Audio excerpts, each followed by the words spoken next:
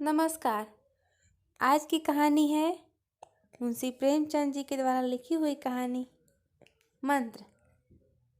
इस कहानी में डॉक्टर चड्ढा ने बूढ़े भगत के बेटे को देखने से इनकार कर दिया था और उसी भगत के मंत्र के द्वारा डॉक्टर चड्ढा के बेटे को जब सांप काट लेता है, बूढ़े मंत्र के द्वारा उनका लड़का ठीक हो जाता है।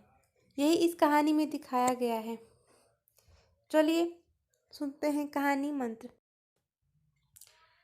संध्या का समय था। डॉक्टर चड्ढा गोल्फ खेलने के लिए तैयार हो रहे थे। मोटर द्वार के सामने खड़ी थी कि दो कहार एक डोली लिए आते दिखाई दिए। डोली के पीछे एक बूढ़ा लाठी देखता चला आता था। डोली औषधालय के सामने आकर रुक गई। बूढ़े ने धीरे धीरे द्वार पर आकर पड़ी हुई चिक से झांका। ऐसी साफ सुथरी जमीन पर पैर रखते हुए भय हो रहा था कि कोई घुड़क न बैठे। डॉक्टर साहब को खड़े देखकर भी उसे कुछ कहने का साहस न हुआ।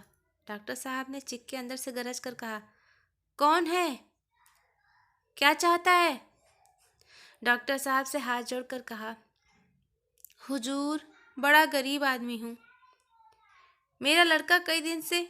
डॉक्टर साहब ने सिगार जलाकर कहा, कल सवेरे आओ, कल सवेरे। हम इस वक्त मरीजों को नहीं देखते। बूढ़े ने घुटने टेक कर जमीन पर सिर रख दिया और बोला, दुहाई है सरकार की, लड़का मर जाएगा हुजूर, 4 दिन से आंखें नहीं। डॉक्टर चड्ढा ने कलाई पर नजर डाली। केवल 10 मिनट समय और बाकी था। गोल्फ स्टिक खूंटी से उतारते हुए बोले, कल सवेरे आओ, कल सवेरे, यह हमारे खेलने का समय है। बूढ़े ने पगड़ी उतार कर चौखट पर रख दी और रोकर बोला, हुजूर, एक निगाह देख लें, बस एक निगाह। लड़का हाथ से चला जाएगा हुजूर। 7 लड़कों में यही एक बच रहा है हुजूर। हम दोनों आदमी रो रो कर मर जाएंगे सरकार। आपकी बढ़ती हुई दीन बंधु। ऐसे उज्जड़ देहाती यहाँ प्रायः रोज आया करते थे। डॉक्टर साहब उनके स्वभाव से खूब परिचित थे।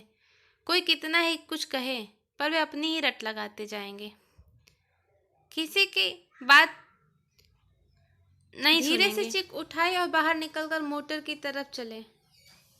बूढ़ा यह कहता हुआ उनके पीछे दौड़ा, सरकार, बड़ा धर्म होगा, हुजूर दया कीजिए, बड़ा दीन दुखी हूँ सरकार, संसार में कोई नहीं है। मगर डॉक्टर साहब ने उसकी ओर मुंह फेर कर तक देखा तक नहीं।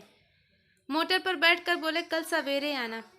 मोटर चली गई। बूढ़ा कई मिनट तक मूर्ति की भांति निश्चित खड़ा रहा। संसार में ऐसे भी मनुष्य होते हैं जो अपने आमोद प्रमोद के आगे किसी की जान तक की परवाह नहीं करते। शायद इसका उसे अब तक विश्वास न था। सभ्य संसार इतना निर्मम, इतना कठोर, इसका ऐसा मर्मभेदी अनुभव अब तक न हुआ था। वह उन पुराने जमाने के जीवों में था जो लगी हुई आग को बुझाने, मुर्दे को कंधा देने, किसी के छप्पर को उठाने और किसी कलह को शांत करने के लिए सदैव तैयार रहते थे। जब तक बूढ़े को मोटर दिखाई दी, वह खड़ा टकटकी लगाए उस ओर ताकता रहा। शायद उसे अब भी डॉक्टर साहब के लौट आने की आशा थी। फिर उसने कहारों से डोली उठाने को कहा। डोली जिधर से आई थी उधर ही चली गई। चारों ओर से निराश होकर वह डॉक्टर चड्ढा के पास आया था। इनकी बड़ी तारीफ सुनी थी। यहाँ से निराश होकर किसी दूसरे डॉक्टर के पास न आया। किस्मत ठोक ली। उसी रात उसका हंसता खेलता 7 साल का बालक अपनी बाल लीला समाप्त करके इस संसार से सिधर गया। बूढ़े माँ बाप के जीवन का एक यही आधार था। इसी का मुंह देखकर जीते थे। इस दीपक के बुझते ही जीवन की अंधेरी रात भाई भाई करने लगी। बुढ़ापे की विशाल ममता टूटे हुए हृदय से निकलकर अंधकार आर्तस्वर से रोने लगी। कई साल गुजर गए। डॉक्टर चड्ढा ने खूब यश और धन कमाया, लेकिन इसके साथ ही अपने स्वास्थ्य की रक्षा भी की, जो एक साधारण बात थी। यह उनके नियमित जीवन का आशीर्वाद था कि 50 वर्ष की अवस्था में उसकी चुस्ती और फुर्ती युवकों को भी लज्जित करती थी। उनकी संतान संध्या भी इस नियम के अधीन थी। उनके केवल 2 बच्चे हुए, एक लड़का और एक लड़की। तीसरी संतान न हुई, इसलिए श्रीमती चड्ढा भी अभी जवान मालूम होती थी। लड़की का विवाह तो हो चुका था। लड़का कॉलेज में पढ़ता था। वही माता पिता के जीवन का आधार था। शील और विनय का पुतला, बड़ा ही रसिक, बड़ा ही उदार, विद्यालय का गौरव, युवक समाज की शोभा मुखमंडल से तेज की छटा से निकलती थी। आज उसकी 20वीं सालगिरह थी। संध्या का समय था। हरी हरी घास पर कुर्सियां बिछी हुई थी। शहर के रईस और हुक्काम एक तरफ, कॉलेज के छात्र दूसरी तरफ बैठे भोजन कर रहे थे। बिजली के प्रकाश से सारा मैदान जगमगा रहा था। आमोद प्रमोद का सामान भी जमा था। छोटा सा प्रहसन खेलने की तैयारी थी। प्रहसन स्वयं कैलाश नाथ ने लिखा था। वही मुख्य एक्टर भी था। इस समय वह एक रेशमी कमीज पहने, नंगे सिर नंगे पांव, इधर से उधर मित्रों की आव भगत में लगा हुआ था। कोई पुकारता, कैलाश जरा इधर आना। कोई उधर से बुलाता, कैलाश क्या उधर ही रहोगे। सभी उसे छेड़ते थे, चुहल करते थे। बेचारे को जरा दम मारने का अवकाश न मिलता। सहसा एक रमणी ने उसके पास आकर पूछा, क्यों कैलाश, तुम्हारे सांप कहाँ हैं? जरा मुझे दिखा दो। कैलाश ने उससे हाथ मिलाकर कहा, मृणालिनी इस वक्त क्षमा करो। मृणालिनी ने आग्रह किया, जी नहीं, तुम्हें दिखाना पड़ेगा। मैं आज नहीं मानने की। तुम रोज कल कल करते हो। मृणालिनी और कैलाश दोनों सहपाठी थे और एक दूसरे के प्रेम में पगे हुए। कैलाश को सांपों के पालने, खिलाने और नचाने का शौक था। तरह तरह के सांप पाल रखे थे। उनके स्वभाव और चरित्र की परीक्षा करता रहता था। थोड़े दिन हुए उसने विद्यालय में सांपों पर एक मार्के का व्याख्यान दिया था। सांपों को नचा कर दिखाया भी था। प्राणी शास्त्र के बड़े बड़े पंडित भी यह व्याख्यान सुनकर दंग रह गए थे। यह विद्या उसने एक बड़े सपेरे से सीखी। सांपों की जड़ी बूटियां जमा करने का उसे मरज था। इतना पता भर मिल जाए कि किसी व्यक्ति के पास कोई अच्छी जड़ी है, फिर उसे चैन न आता था। उसे लेकर ही छोड़ता था। यही व्यसन था। इस पर हजारों रुपए फूंक चुका था। मृणालिनी कई बार आ चुकी थी, पर कभी सांपों को देखने के लिए इतनी उत्सुक न हुई थी। कह नहीं सकते आज उसकी उत्सुकता सचमुच जाग गई थी या वह कैलाश पर अपने अधिकार का प्रदर्शन करना चाहती थी। पर उसका आग्रह बेमौका था। उस कोठरी में कितनी भीड़ लग जाएगी, भीड़ को देखकर सांप कितनी चौंकेंगी और रात के समय उन्हें छेड़ा जाना कितना बुरा लगेगा। इन बातों का उसे जरा भी ध्यान न आया। कैलाश ने कहा, नहीं, कल जरूर दिखा दूंगा। इस वक्त अच्छी तरह दिखा भी तो न सकूंगा, कमरे में तिल रखने को भी जगह न मिलेगी। एक महाशय ने छेड़कर कहा, दिखा क्यों नहीं देते? जरा सी बात के लिए इतना टाल मटोल कर रहे हो। मिस गोविंद, हरगिज न मानना। देखे कैसे नहीं दिखाते। तीसरे साहब ने मजाक उड़ाया, अजी बोलना छोड़ देती। भला कोई बात है? इस पर आपका दावा है कि मृणालिनी के लिए जान हाजिर है। मृणालिनी ने देखा कि सोहदे उसे रंग पर चढ़ा रहे हैं तो बोली, आप लोग मेरी वकालत न करें, मैं खुद अपनी वकालत कर लूँगी। मैं इस वक्त सांपों का तमाशा नहीं देखना चाहती। चलो, छुट्टी हुई। इस पर मित्रों ने ठट्ठा लगाया। एक साहब बोले, देखना तो आप सब कुछ चाहें, पर दिखाएं भी तो। कैलाश को मृणालिनी की झेपी हुई सूरत को देखकर मालूम हुआ कि इस वक्त उनका इनकार करना वास्तव में उसे बुरा लगा है। जो ही प्रीति भोज समाप्त हुआ और गाना शुरू हुआ, उसने मृणालिनी और अन्य मित्रों को सांपों के दरगाह के सामने ले जाकर महुआ बजाना शुरू किया। फिर एक एक खाना खोलकर एक एक सांप को निकालने लगा। वाह, क्या कमाल था! ऐसा जान पड़ता था कि वे कीड़े उसकी एक एक बात पर, उसके मन का एक एक भाव समझते हैं। किसी को उठा लिया, किसी को गर्दन में डाल लिया, किसी को हाथ में लपेट लिया। मृणालिनी बार बार मना करती कि इन्हें गर्दन में न डालो, दूर से ही दिखा दो, बस जरा नचा दो। कैलाश की गर्दन में सांपों को लिपटते देखकर उसकी जान निकली जाती थी। पछता रही थी कि मैंने व्यर्थ ही इनसे सांप दिखाने को कहा, मगर कैलाश एक न सुनता था। प्रेमिका के सम्मुख अपने सर्प कला का प्रदर्शन का ऐसा अवसर पाकर वह कब चूकता। एक मित्र ने टीका की, दांत तोड़ डाले होंगे। कैलाश हंसकर बोला, दांत तोड़ डालना किसी मद्दारियों का काम है। किसी के दांत नहीं तोड़े गए, कहिए तो दिखा दूं। कहकर उसने एक काले सांप को पकड़ लिया और बोला, मेरे पास इससे बड़ा और जहरीला सांप दूसरा नहीं है। अगर किसी को काट ले तो आदमी आनन फानन में मर जाए, लहर भी न आए। इसके कांटे पर मंत्र भी नहीं। इसके दांत दिखा दूं? मृणालिनी ने उसका हाथ पकड़कर कहा। नहीं नहीं कैलाश, ईश्वर के लिए इसे छोड़ दो, तुम्हारे पैरों पड़ती हूँ। इस पर एक मित्र दूसरे मित्र बोले।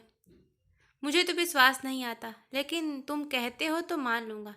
कैलाश ने सांप की गर्दन पकड़कर कहा। नहीं साहब, आप आंखों से देखकर मानिए। दांत तोड़कर बस में किया तो क्या किया। सांप बड़ा समझदार होता है। अगर उसे विश्वास हो जाए कि इस आदमी से मुझे कोई हानि न पहुंचेगी, तो वह उसे हरगिज न काटेगा।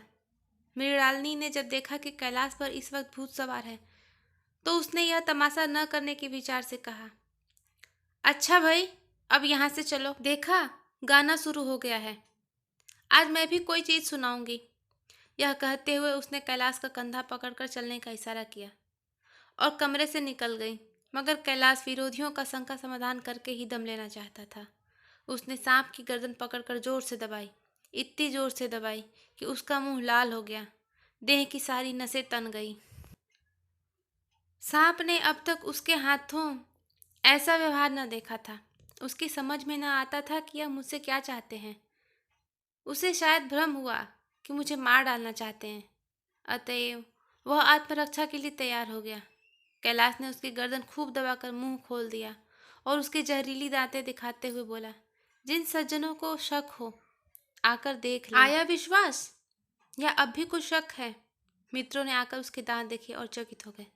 प्रत्यक्ष प्रमाण के सामने संदेह को स्थान कहाँ। मित्रों का शंका निवारण करके कैलाश ने सांप की गर्दन ढीली कर दी और उसे जमीन पर रखना चाहा, पर वह काला गेहुमन क्रोध से पागल हो रहा था। गर्दन नरम पड़ते ही उसने सिर उठाकर कैलाश की उंगली में जोर से काटा और वहां से भागा। कैलाश की उंगली से टप टप खून टपकने लगा। उसने जोर से उंगली दबा ली और अपने कमरे की तरफ दौड़ा। वहां मेज की दराज में एक जड़ी रखी हुई थी, जिसे पीस कर लगा देने से घातक विष भी रफ्फू हो जाता था। मित्रों में हलचल पड़ गई। बाहर महफिल में भी खबर हुई। डॉक्टर साहब घबरा कर दौड़े। फौरन उंगली की जड़ कसकर बांधी गई और जड़ी पीसने के लिए दी गई। डॉक्टर साहब जड़ी के कायल न थे। वह उंगली का डसा भाग नस्तर से काट देना चाहते थे, मगर कैलाश को जड़ी पर पूर्ण विश्वास था। मृणालिनी पियानो पर बैठी हुई थी। यह खबर सुनते ही दौड़ी। कैलाश की उंगली से टपकते हुए खून को रुमाल से पोंछने लगी। जड़ी पीसी जाने लगी, पर उसी 1 मिनट में कैलाश की आंखें झपकने लगी। ओंठों पर पीलापन दौड़ने लगा, यहाँ तक कि वह खड़ा न रह सका। फर्श पर बैठ गया। सारे मेहमान कमरे में जमा हो गए। कोई कुछ कहता था, कोई कुछ। इतने में जड़ी पीस कर आ गई। मृणालिनी ने अंगुली पर लेप किया। 1 मिनट और बीता। कैलाश की आंखें बंद हो गई। वह लेट गया और हाथ से पंखा चलने का इशारा किया। माँ ने दौड़कर उसका सिर गोद में रख लिया और बिजली का टेबल फैन लगा दिया। डॉक्टर साहब ने झुककर पूछा, कैलाश कैसी तबीयत है? कैलाश ने धीरे से हाथ उठा लिए, पर कुछ बोल न सका। मृणालिनी ने करुण स्वर में कहा, क्या जड़ी कुछ असर न करेगी? डॉक्टर साहब ने सिर पकड़कर कहा, क्या बतलाऊं, मैं इसकी बातों में आ गया। अब तो नस्तर से भी कुछ फायदा न होगा। आधे घंटे तक यही हाल रहा। कैलाश की दशा प्रतिक्षण बिगड़ती जाती थी, यहाँ तक कि उसकी आंखें पथरा गईं, हाथ पांव ठंडे पड़ गए, मुख की कांति मलिन पड़ गई, नाड़ी का कहीं पता नहीं। मौत के सारे लक्षण दिखाई देने लगे। घर में कोहराम मच गया। मृणालिनी एक और सिर पीटने लगी, मालक पछाड़े खाने लगी। डॉक्टर चड्ढा को मित्रों ने पकड़ लिया, नहीं तो वो अपनी नस्तर अपनी गर्दन पर मार लेते।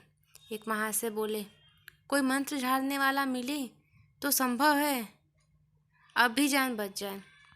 एक मुसलमान सज्जन ने इसका समर्थन किया, अरे साहब, कब्र में पड़ी हुई लाशें जिंदा हो गई हैं, ऐसे ऐसे बाकमाल पड़े हुए हैं। डॉक्टर चड्ढा बोले, मेरी अकल पर पत्थर पड़ गया था, किसकी बातों में आ गया। नस्तर लगा देता तो यह नौबत ही क्यों आती। बार बार समझाता रहा कि बेटा सांप न पालो, मगर कौन सुनता था।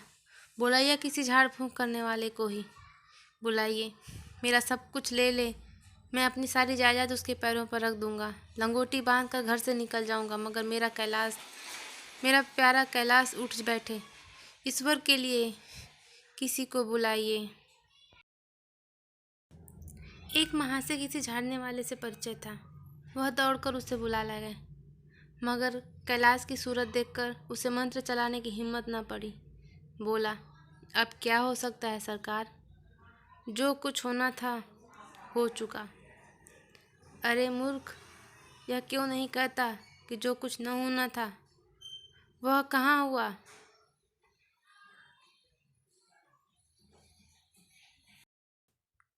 माँ बाप ने बेटे का चेहरा कहाँ देखा? मृणालिनी का कामना तरु क्या पल्लव और पुष्प से रंजित हो उठा? मन के वह स्वर्ण स्वप्न जिनसे जीवन का अनंत स्रोत बना हुआ था, क्या पूरे हो गए? जीवन के नृत्यमय तारिका मंडित सागर में आमोद की बहार लूटते हुए क्या उनकी नौका जलमग्न नहीं हो गई?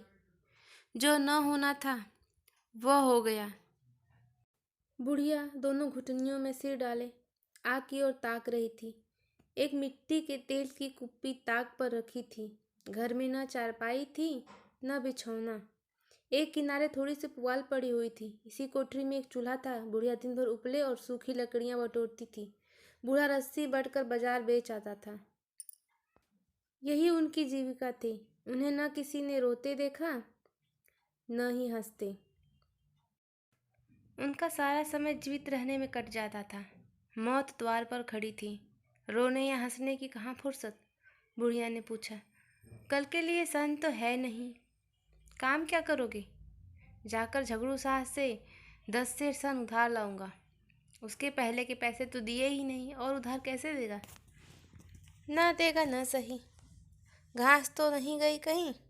दोपहर तक क्या 2 आने की भी न काटूंगा। इतने में एक आदमी ने द्वार पर आवाज दी, भगत भगत, क्या सो गए? जरा किवाड़ खोलो। भगत ने उठकर किवाड़ खोल दिए। एक आदमी ने अंदर आकर कहा, कुछ सुना? डॉक्टर चड्ढा बाबू के लड़के को सांप ने काट लिया।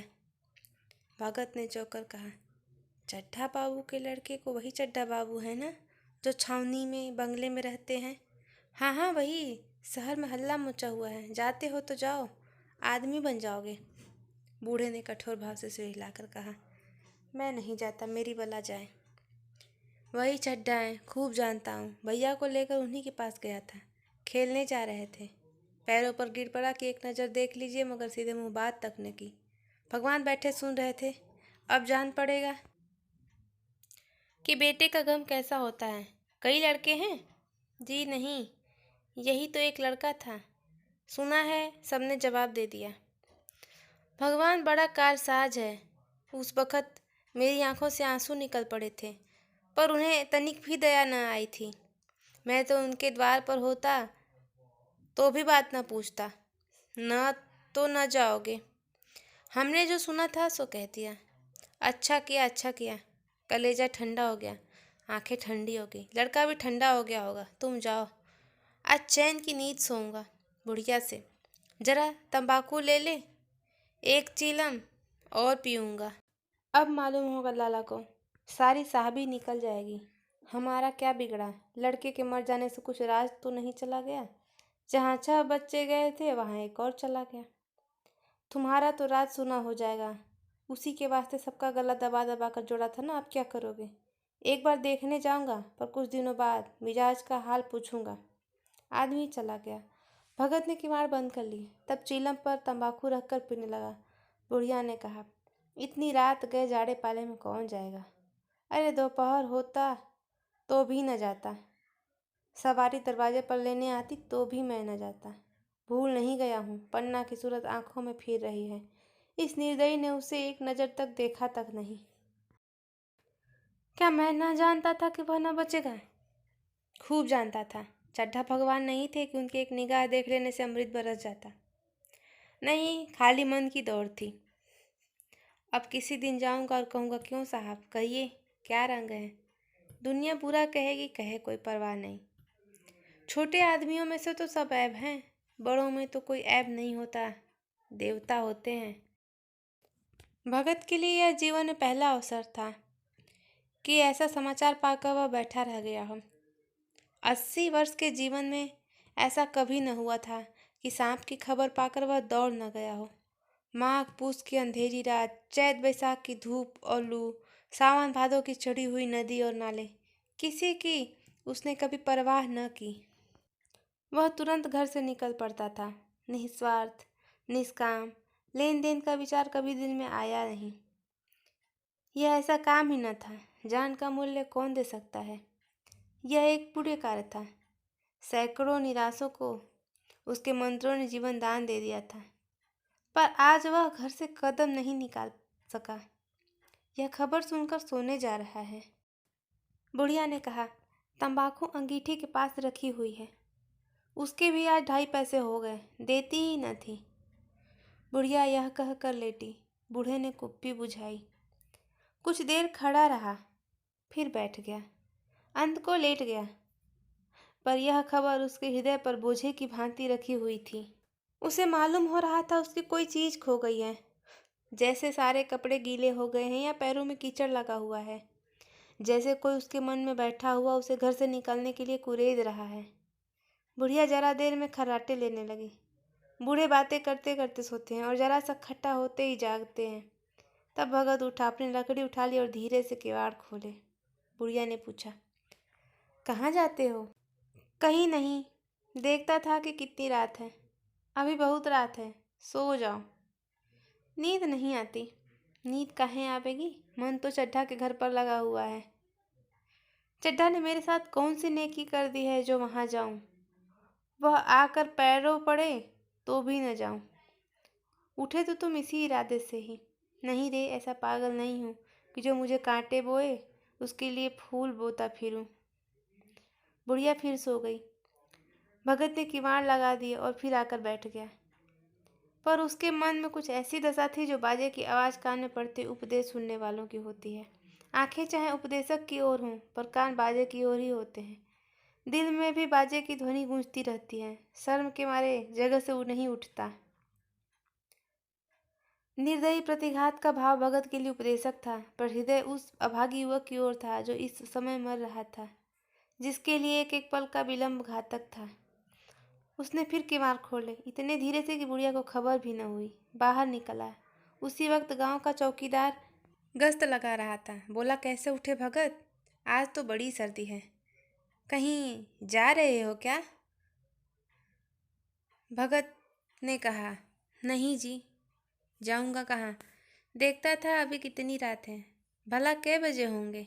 चौकीदार बोला, 1 बजा होगा और क्या। अभी थाने से आ रहा था तो डॉक्टर चड्ढा बाबू के बंगले पर बड़ी भीड़ लगी हुई थी।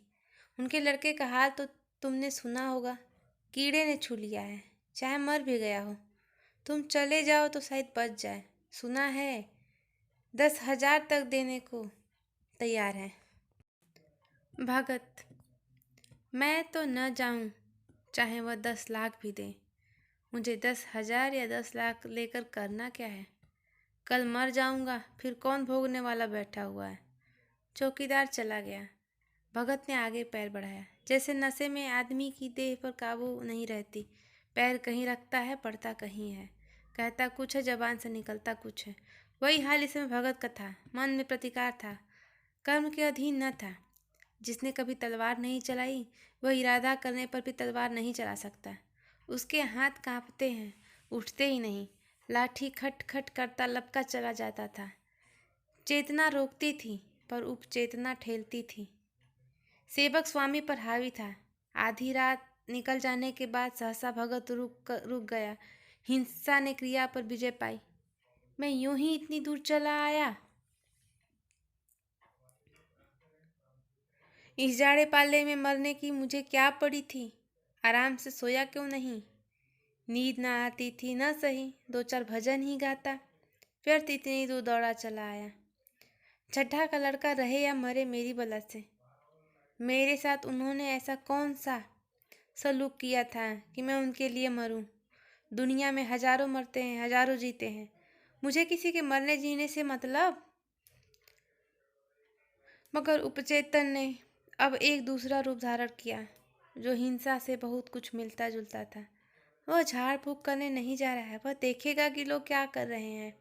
डॉक्टर साहब का रोना पीटना देखेगा कि किस तरह सिर पीटते हैं, किस तरह पछाड़े खाते हैं। वे लोग तो विद्वान होते हैं, सब्र कर जाते होंगे। हिंसा भाव को यूं धीरज देता हुआ वह फिर आगे बढ़ा। इतने में दो आदमी आते दिखाई दिए। दोनों बातें करते चले आ रहे थे। चड्ढा बाबू का घर उजड़ गया। वही तो एक लड़का था। भगत के कान में यह आवाज़ पड़ी। उसकी चाल और भी तेज हो गई। थकान के मारे पाँव न उठते थे। सिरों भाग इतना बढ़ा जाता था मानो अब मुंह के बल गिर पड़ेगा। इस तरह वह कोई 10 मिनट चला होगा कि डॉक्टर साहब का बंगला नजर आया। बिजली की बत्तियां जल रही थी, मगर सन्नाटा छाया हुआ था। रोने पीटने की आवाज़ भी न आती थी। भगत का कलेजा धक धक करने लगा। कहीं मुझे बहुत देर तो नहीं हो गई। वह दौड़ने लगा। अपनी उम्र में वह इतना तेज कभी न दौड़ा था। बस यही मालूम होता था, मानो उसके पीछे मौत दौड़ी आ रही है। 2 बज गए थे। मेहमान विदा हो गए। रोने वालों में केवल आकाश के तारे रह गए थे और सभी रो रो कर थक गए थे। बड़ी उत्सुकता के साथ लोग रह रह कर आकाश की ओर देखते थे कि किसी तरह सूही हो और लाश गंगा की गोद में दी जाए। सहसा भगत ने द्वार पर पहुंचकर आवाज़ दी, डॉक्टर साहब, समझे कोई मरीज है। किसी और दिन उसने आदमी को दुत्कार दिया होता, मगर आज बाहर निकल आया और देखा एक बूढ़ा खड़ा है। कमर झुकी है, पोपला मुंह, भौहें तक सफ़ेद हो गई थी। लकड़ी के सहारे कांप रहा था। बड़ी नम्रता से बोले, क्या है भाई, आज तो हमारे ऊपर ऐसी मुसीबत पड़ गई है कि कुछ कहते नहीं बनता। फिर कभी आना, इधर 1-2 महीना तक तो शायद मैं किसी मरीज को न देख सकूँगा। भगत ने कहा, सुन चुका हूँ बाबूजी, इसलिए आया हूँ। भैया कहाँ हैं? जरा मुझे दिखा दीजिए। भगवान का बड़ा कारसाज है, मुर्दे को भी जिला सकता है। कौन जाने अब भी उससे दया आ जाए। चड्ढा ने व्यथित स्वर से कहा, चलो देख लो, मगर 3-4 घंटे हो गए। जो कुछ होना था हो चुका। बहुत तेरे झाड़ने फूकने वाले देखकर चले गए। डॉक्टर साहब को आशा होती तो क्या होती। हाँ, पर बूढ़े पर दया आ गई, अंदर ले गए। भगत ने लाश को 1 मिनट तक देखा, तब मुस्कुराकर बोला, अभी कुछ नहीं बिगड़ा है बाबूजी। यह नारायण चाहेंगे तो आध घंटे में भैया उठ बैठेंगे। आप नाहक दिल छोटा कर रहे हैं। जरा कहारों से कहिए पानी तो भरें। कहारों ने पानी भर भर कर कैलाश को नहलाना शुरू किया। पाइप बंद हो गया था। कहारों की संख्या अधिक न थी, इसलिए मेहमानों ने अहाते के बाहर के कुएं से पानी भर भर कर कहारों को दिया। विडालनी ने कलसा लिए पानी ला रही थी। बूढ़ा भगत खड़ा मुस्कुरा मुस्कुरा कर मंत्र पढ़ रहा था, मानो विजय उसके सामने खड़ी है। जब तक एक बार मंत्र समाप्त हो जाता, वह एक जड़ी कैलाश के सिर पर डाले गए और न जाने कितनी बार भगत ने मंत्र फूका। आखिर जब उषा ने अपनी लाल लाल आंखें खोली तो कैलाश की भी लाल लाल आंखें खुल गई।